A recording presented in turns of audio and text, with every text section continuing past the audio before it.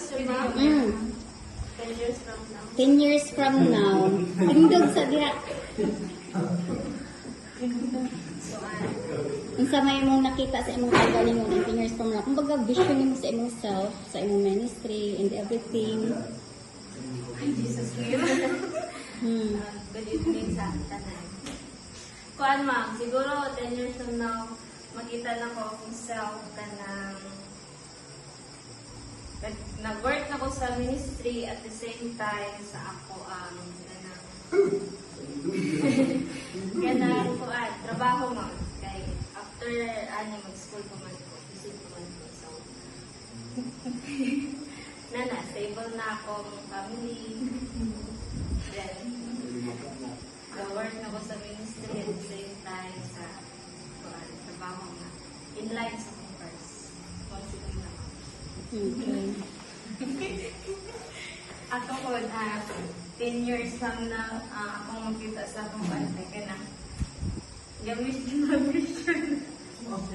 At ito na kung magtapuan, ko dito mission ka na, the same time ka na gahawin o church, even yung pioneering, pero mission ng dilay.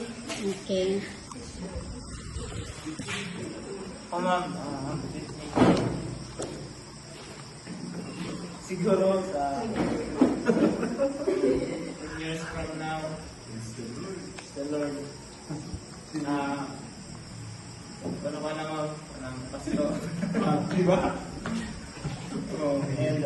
And gamitin ako sa ministry. So, siguro, nasa po na ako. Sabi iyang 10 years? hindi ako, may galing sa tanan. Sa ako pa, sa karon,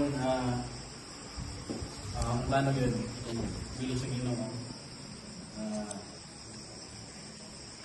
Ministry yun, pag-umanaan yun. Para magamit ko kami ng eskwelahan ba.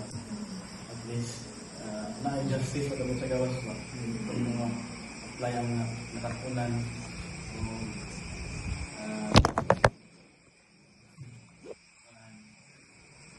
Kung will sa Ginoo na maka-eskwela anak, plano sa Ginoo matuman yun, pero hindi mawala ang ministry sa ako.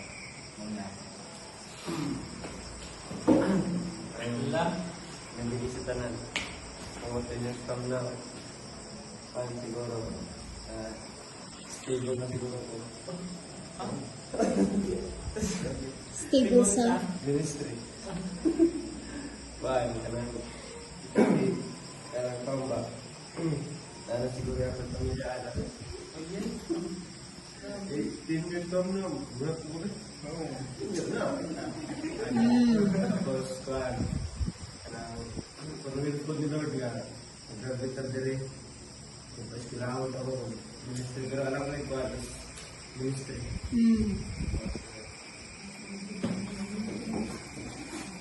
Bisahan, 10 years from now, 4 years old na para. Bulan na yun, ang akong expectation, pastor na ko sa simbahan. Kaya, ako isang anak ko, isang asawa. O, kung ikaw sa Ginoo, professional, anak na yun.